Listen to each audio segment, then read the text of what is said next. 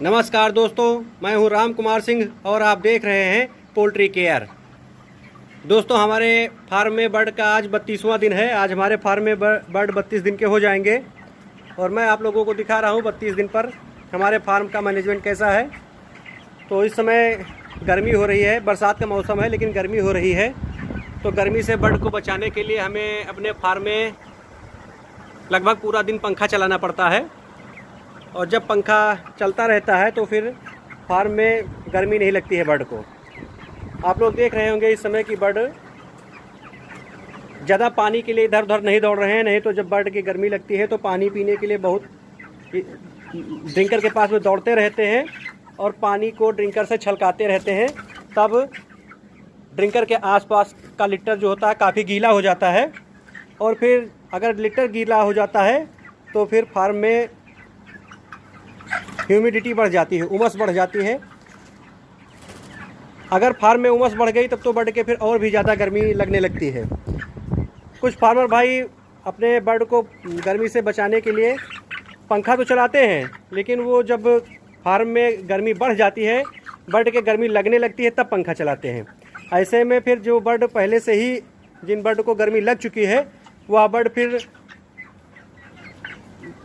उनका body temperature अधिक बढ़ जाने के कारण फिर मर जाते हैं या फिर सुस्त पड़ जाते हैं। तो इसलिए हमें चाहिए कि हम अपने फार्म का टेम्परेचर कंट्रोल करें।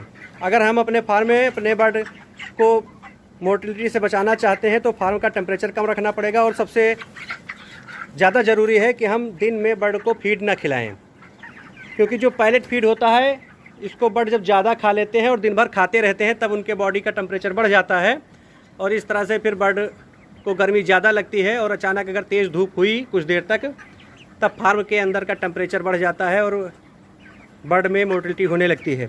और अगर हीट स्ट्रोक लगा तब तो काफ़ी संख्या में बर्ड मर जाते हैं। बर्ड को हीट स्ट्रोक से बचाने के लिए या तो फिर हम दिन में 10 बजे के लगभग 11 बजे के लगभग फीडर को ऊपर उठा दें ताकि बर्ड फीड ना खा पाए।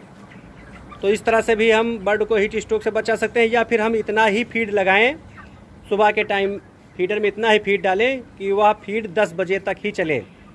तो 10 बजे तक जब फीडर का जो पैलेट फीड होगा उसको बर्ड खा लेंगे, उसके बाद में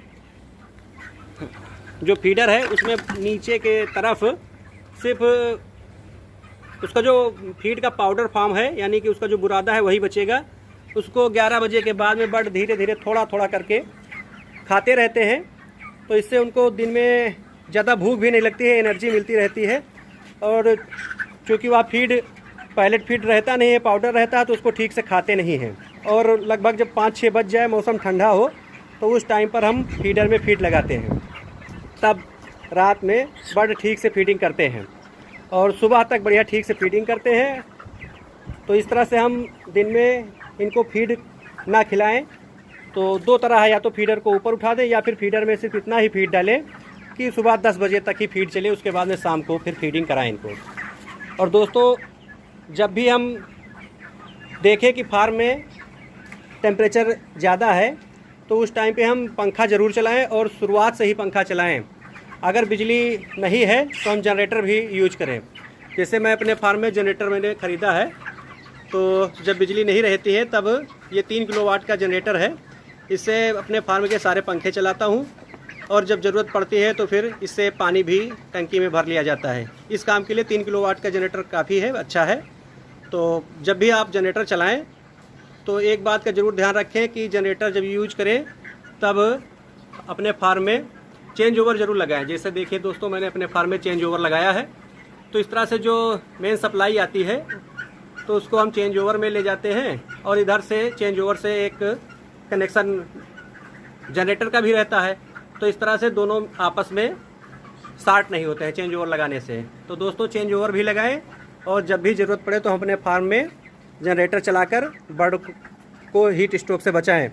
तो दोस्तों, अगर आप लोग भी ऐसा ही करेंगे तो अपने फार्म में अपने बर्ड को हीट स्ट्रोक से बचाए रखेंगे। दोस्तों, हमें अपने फार्म का टेम्परेचर जानने के लिए अपने फार्म में एक डिजिटल थर्मामीटर भी लगाना पड़ता है। जैसे ये देखिए, डिजिटल थर्मामीटर हमने लगाया है और इस समय शाम के 5 बजे हैं। और इस समय 91.9 डिग्री फ़ारेनहाइट टेम्परेचर है और 76% ह्यूमिडिटी है। तो इससे हम अपने फार्म के अंदर हमें पता चलता है कि ह्यूमिडिटी कितनी है और फार्म का टेम्परेचर कितना है। और दोस्तों जैसे इस समय 91.9 डिग्री फ़ारेनहाइट है यानी 92 डिग्री फ़ारेनहाइट के लगभग है ये। तो दोस्तों इस समय तो लगभग अभी मान के चलिए कि हीट स्ट्रोक लगने की संभावना नहीं है, लेकिन अगर पंखे वगैरह ना चल रहे हो तो शाम के टाइम पर भी हीट स्ट्रोक लगने का डर रहता है।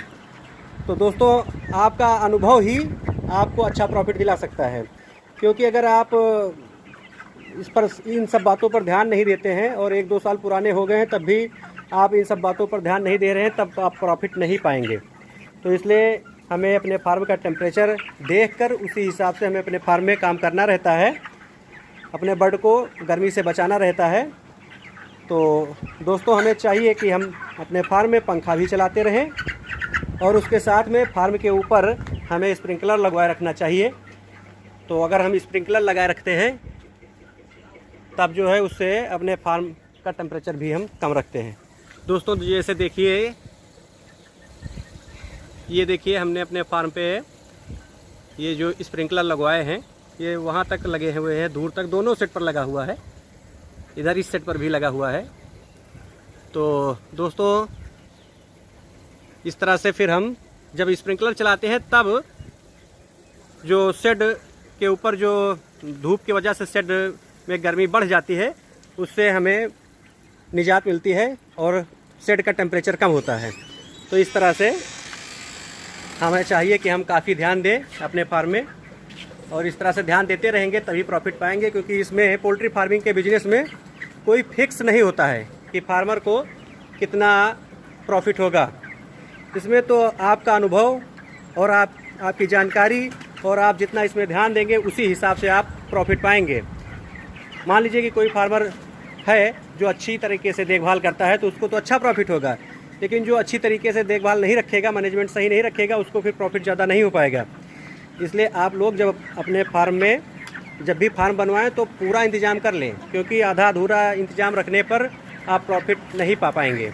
तो दोस्तों आप लोगों से रिक्वेस्ट है कि जो लोग अभी हमारे चैनल पर नए नए आए हैं वह कृपया मेरे चैनल को सब्सक्राइब करें और मेरे वीडियो को आप सभी लोग लाइक करें। तो इसी के साथ में आप सभी व्यूअर्स का धन्यवाद।